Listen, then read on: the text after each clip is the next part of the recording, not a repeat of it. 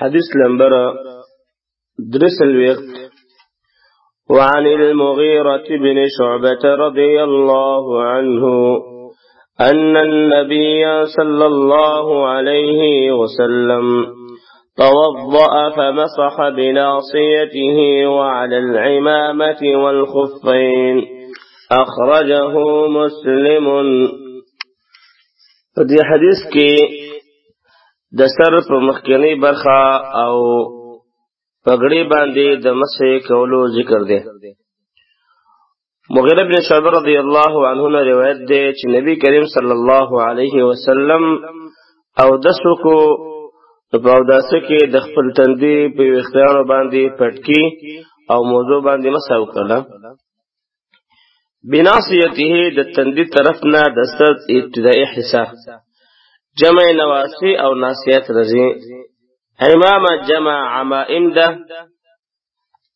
پټکی او داسې کپڑا چې د سر راتاو شوی.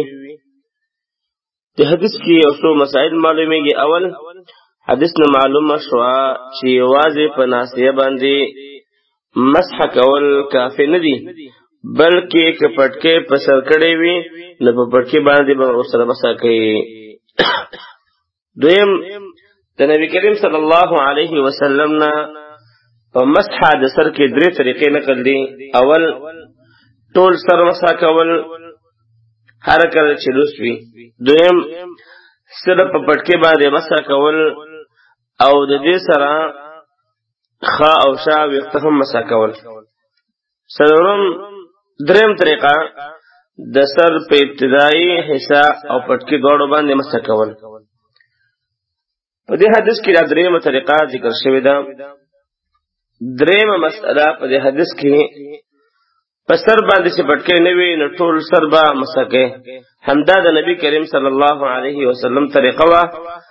د هغوی نه صرف په تندي باندې مسح کول ثابت نه دي. ائمه ثلاثه په پټکی باندې د مسح قائل نه دي، خو امام احمد او محدثین د دې په جواز باندې قائل دي، ځکه دا په صحیح احادیثو کې راغلي دي. عمرو بن امیہ فرمایي رأيت النبي صلى الله عليه وسلم يمسح على عمامته وخفيه. ما رسول الله صلی الله علیه وسلم ولیدو چې په پټکی او دواړو موضوع باندې مسح کوله. همدا قول د ابوبکر صدیق رضی الله عنه، عمر فاروق رضی الله عنه او انس رضی الله عنه هم دی. همدا راجح قول دی. عمر رضی الله عنه فرمای چاله چې پټکی باندې مسح کول پاک نه کړي، یعنی چې مسح وکړي الله رب العالمین دی هغه پاک نه کړي. څه مطلب په دې باندې مسح جائز ده، دې نه انکار مکوئ. پنځمه مسله په دې حدیث کې دا معلومیږي چې موضوع باندې مسح په حضر او سفر دواړو کې جائز ده. شپږم کې دې شي چې مصنف دا حدیث د دې لپاره ذکر کړی وي چې د سر په بعضو برخو باندې مسح کول جائز دی، لیکن مخکې حدیث تیر شو چې د نبی کریم صلی الله علیه وسلم نه یوازې په تندي باندې مسح کول ثابت نه دي، بلکې د تندي د مسح سره به پټکی باندې تکمیل شوی دی. همدغه صحیح خبره ده. د حدیث درجه حدیث صحیح حدیث دی. امام مسلم رحمه الله نقل کړی دی، دارنګه امام ابو داود رحمه الله، دارنګه امام ترمذی رحمه الله. حدیث نمبر 3. وعن جابر بن عبد الله رضي الله عنهما في صفة حج النبي صلى الله عليه وسلم قال: ابدأوا بما بدأ الله به. أخرجه النسائي هكذا بلفظ الأمر، وهو عند مسلم بلفظ الخبر. فدي حدیث کې پاوداسه کې ترتیب ضرور دی. دا مسله بیانې. جابر رضی الله عنه د نبی کریم صلی الله علیه وسلم د حج په بیان کې روایت کوي چې نبی صلی الله علیه وسلم ارشاد فرمایل په هغه څه باندې شروع کوي چې باغې باندې الله رب العالمین شروع کړی دا ابدأوا دا معنا شروع وکي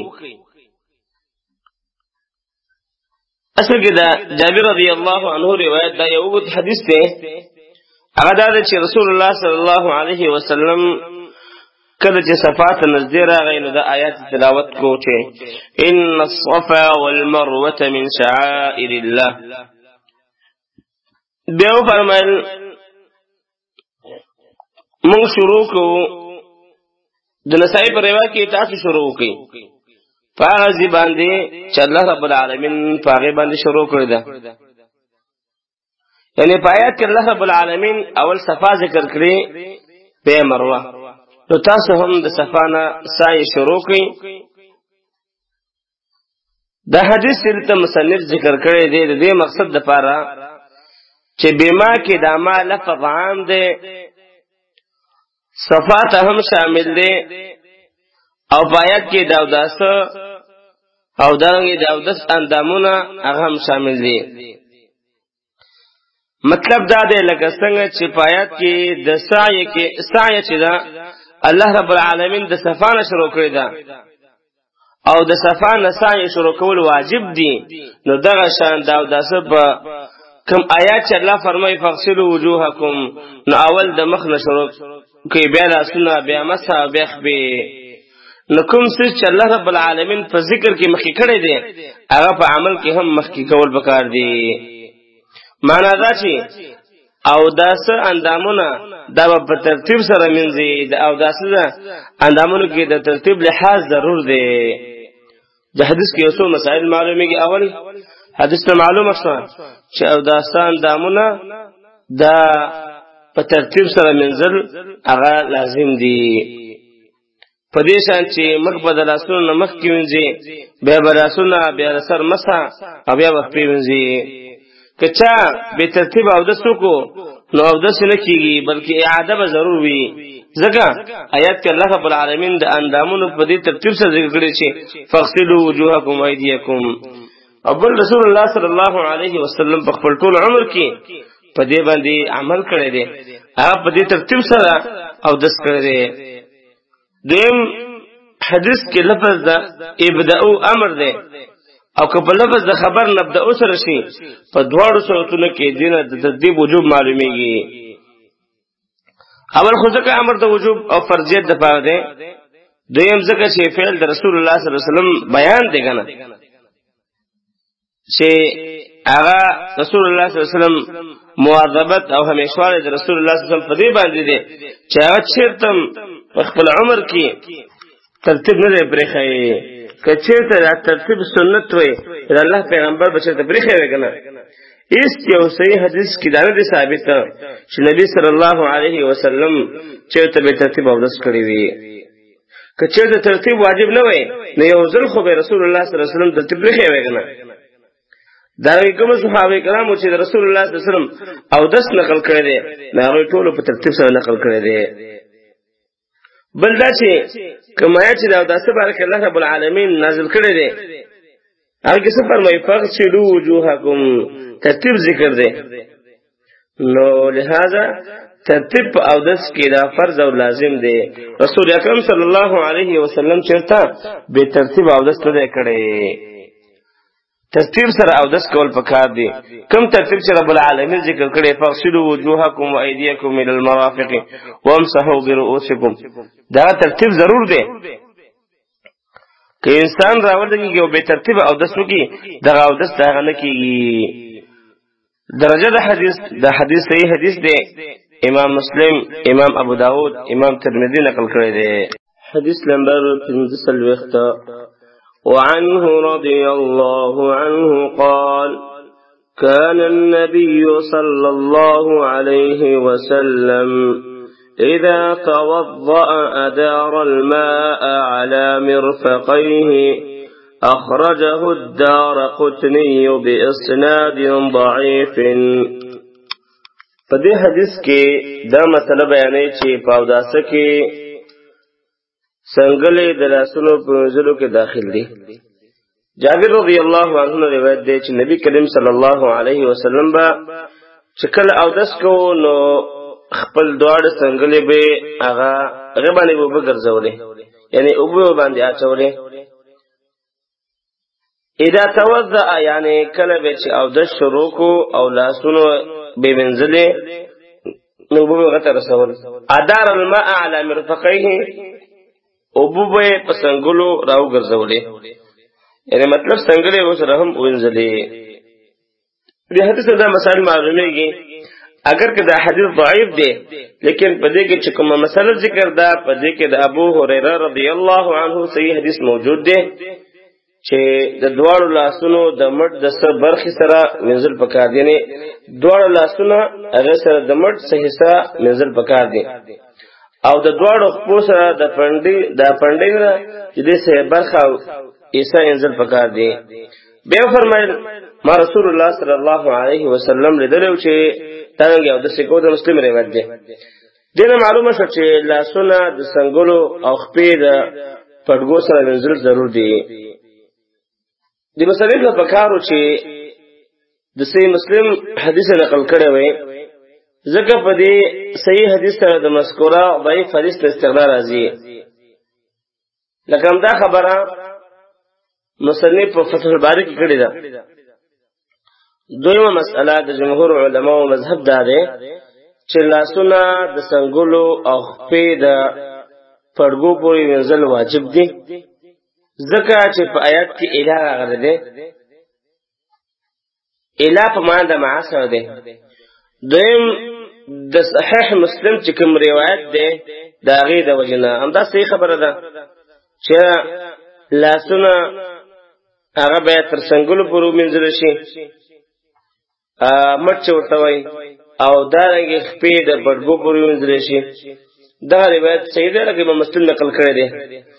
درجه د دې حدیث اسناده ضعیف ومتنه صحیح دارقطنی بیهقی.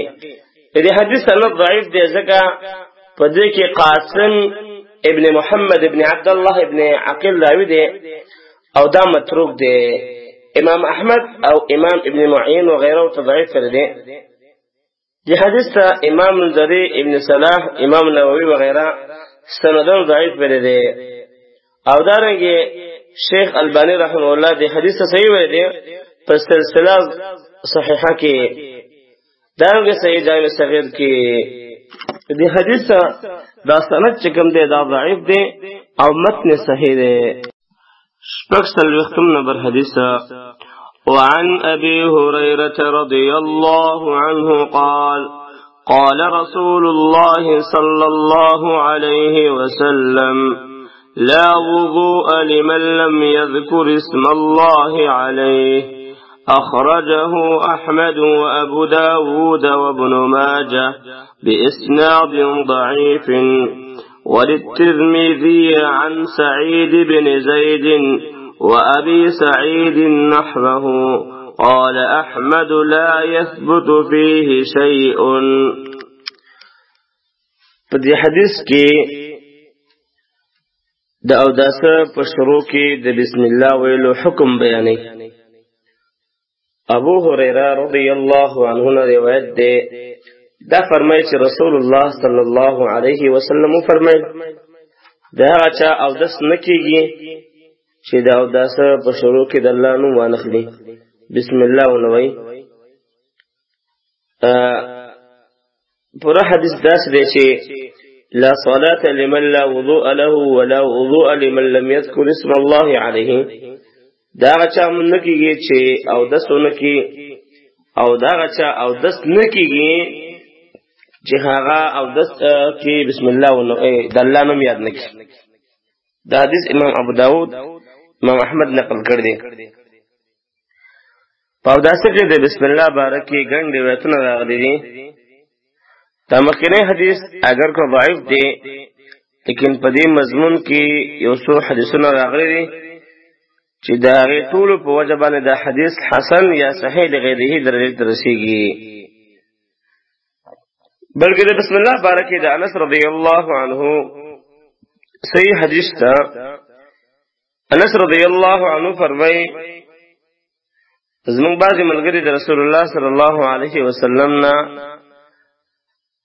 دا داسه د وبو طلب کو چې وبو نشتا رسول الله صلی الله علیه وسلم فرمایل آیا پتا سو کې چا سره سنا سو بشتاو کنه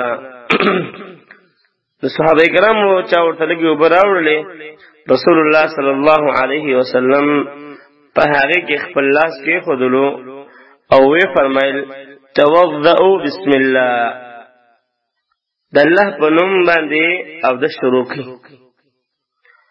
انس رضی الله عنه فرمای مو تقریبا اویا کسانو داغینا من او د سکو د حدیث صحیح نسائی کې راځي اول جل شپږ سوه 12 صفحه کې دا د شروع کې د بسم الله احادیث ته اکثر علما و صحیح یا حسن ویل دي لکه امام اسحاق امام بخاری امام احمد امام ترمذی حافظ ابن حجر امام ابن كثير امام منذري امام ابن القيم داوږي وغيره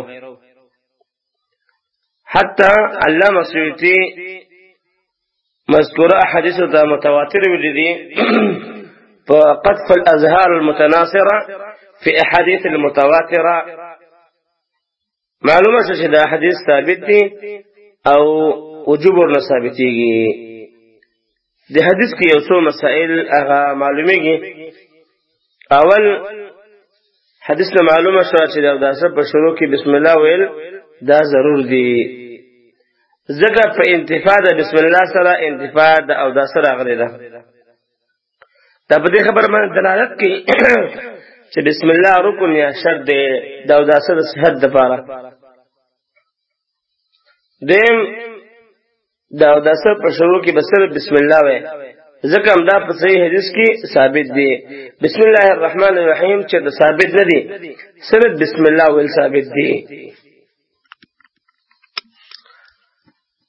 دریم کچته بسم الله قصدن پرې خدا نو او د څه کیږي او که په هر سره پاتې شو نو امید دې چې وش حدیث شریف کې راځي ان الله تجاوز عن امتي الخطأ والنسيان وما استكرهوا عليه اللازم امت خطا هر هغه معاف کړی ده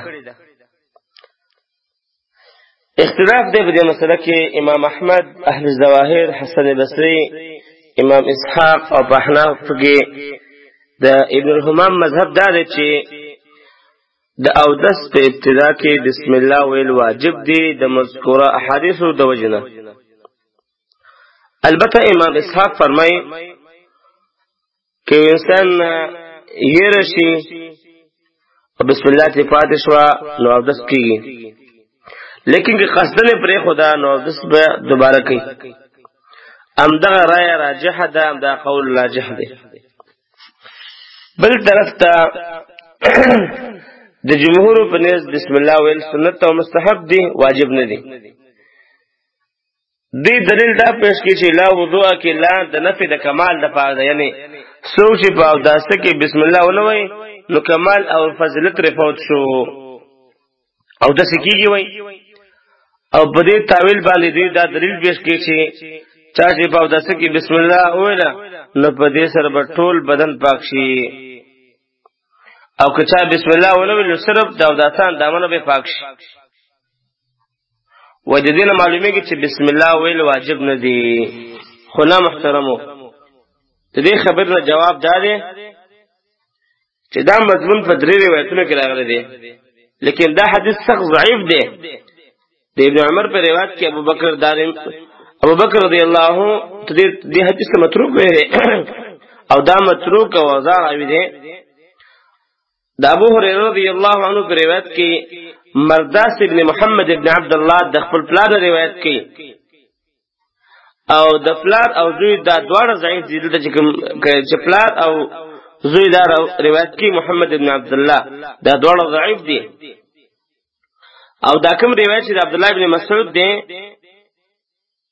اګي يحيى ابن هشام السمسار متروک راوي دی نو په دې روایتونو کې ډیر زیات ضعف دی، لہذا دا دلیل نه ګرځي په عدم وجوب د بسم الله باندې. بس راجح قول اول قول دی چې بسم الله ویل واجب دی، چې د انسان په یره باندې بسم الله فاتح شولا نو او دس یو شو، که انسان قصدن هغه او دس پرې خودو نو بسم الله قصدن بسم الله پرې خودلا نو هغه بیا او دس کی او دس نکیږي. که سهون فاتح شو نو خیر دی او دس یو شو، که قصدن او دس کې بسم الله ونوي نو او دس نکیږي. همدا مسله راجحه ده. درجه د حدیث حسن او صحیح امام احمد نقل کړی. مصنف دی خاص سند ته ذکر ضعیف کړی دی چې یعقوب ابن سلمہ د خپل پلار سلمہ په واسطه د ابو هريره رضی الله عنه نقل کړي او د سما د پلار نه د پلار سما د ابو هريره رضی الله عنه ثابت نه ده، لیکن د حدیث په ګڼو سندونو سره نقل دی د هغې په وجه باندې صحیح یا حسن ګرځېږي. وصل وختم نمبر حديث. وعن طلحة بن مصرف عن أبيه عن جده رضي الله عنه قال: رأيت رسول الله صلى الله عليه وسلم يفصل بين المضمضة والاستنشاق. أخرجه أبو داود بإسناد ضعيف. فدی حدیث کې د مضمضه او استنشاق درې طریقې ذکر کړي.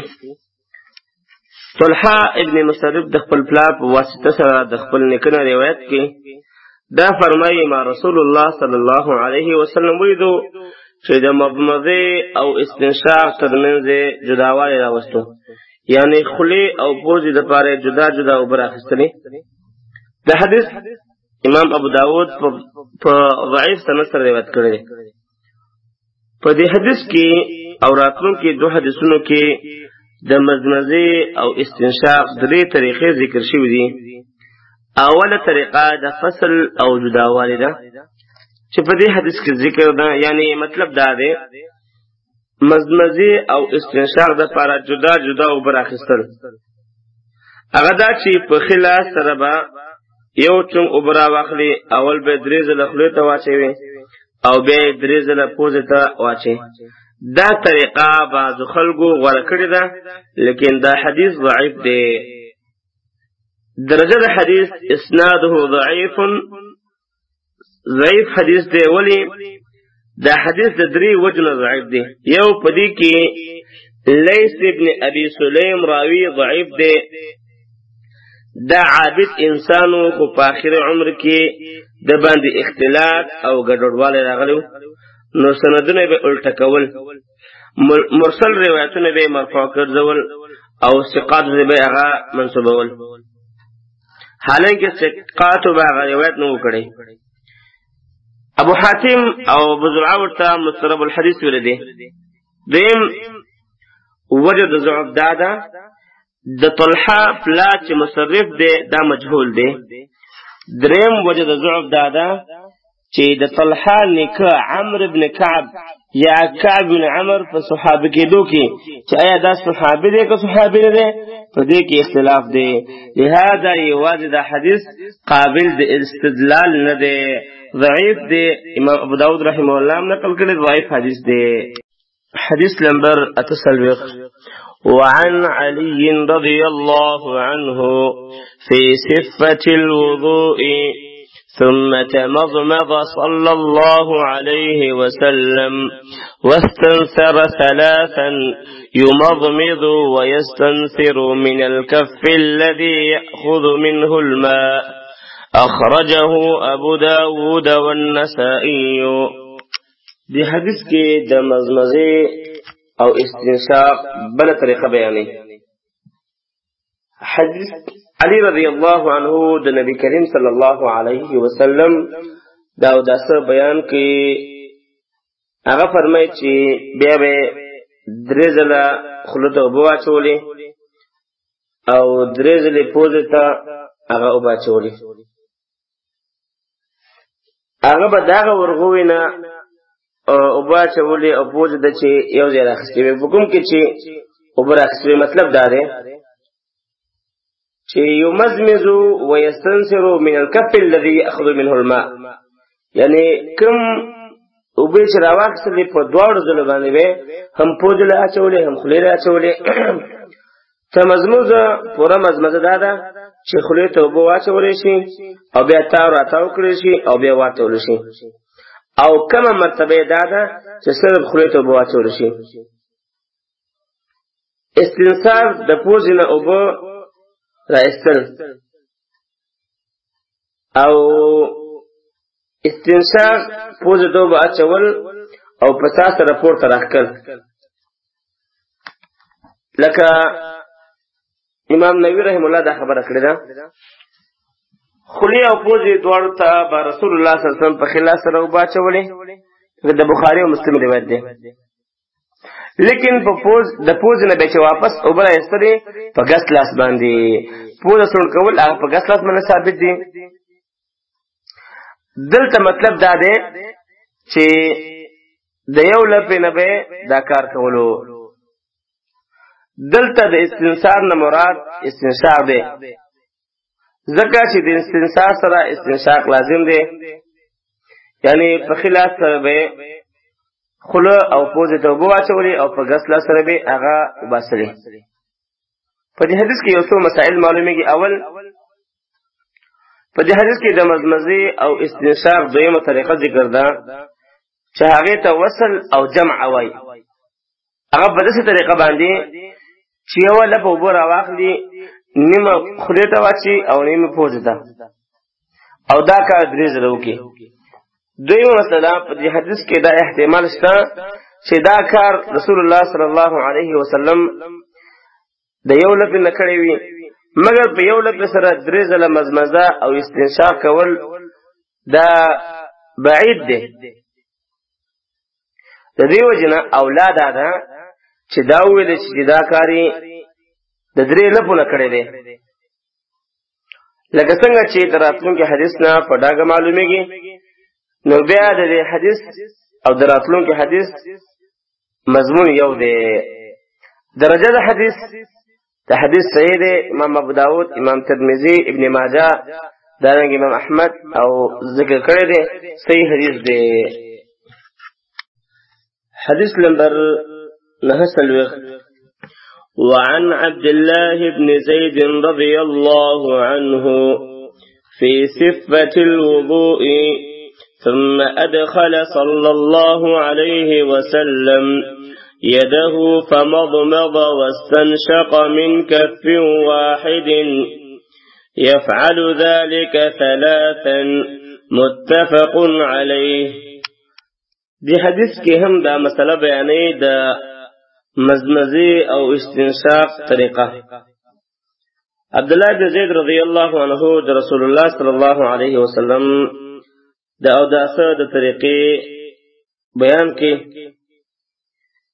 فرمایي چې نبی صلی الله علیه وسلم خپل لاس په اوبو کې داخل کو، بیا د یو لپې اوبو نه مزمزه او استنشاق وکړله او دا کار به 3 ځله کولو. بخاری او مسلم روایت دی. په دې حدیث کې 3 طریقه ذکر ده. په مزمزه او استنشاق کې صریح او صحیح سنت طریقه دا ده کومه چې په دې حدیث کې ذکر شوی ده. هغه دا چې دواړه د یو لپې اوبو نه 3 ځله وینځل شي، یعنی یو لپه اوبه راواخلي، نیمه خولې ته واچي او نیمه پوزې ته، بیا بله لپه راواخلي، نیمه خولې ته واچي نیمه پوزې ته، بیا 3م ځل باندې هم 3م ځل یو لپه اوبه راوالي، نیمه خولې ته نیمه پوزې ته. دا طریقه سنت طریقه ده، دا بهترینه طریقه ده. دا طریقه په ډیرو زیاتو احادیثو کې ذکر شوې ده. په دې طریقه کې اوبه هم کم استعمالیږي. دارنګه خوله او پوزه د یو اندام چې مخ دی 2 جزء دي، نو په دې کې وصل او جمع کول بهتر دي. د جمهور فقها او محدثینو قول دی همدا طریقه د ټولو نه بهتره ده. بل دا مسله معلومیږي د حدیث کې چې د اوداس په لوخ کې پاک لاس منډل شي او دغه وبو مستعمل نه ګرځيږي. په حدیث امام بخاری نقل کړی دی، امام مسلم نقل کړی دی، صحیح حدیث دی.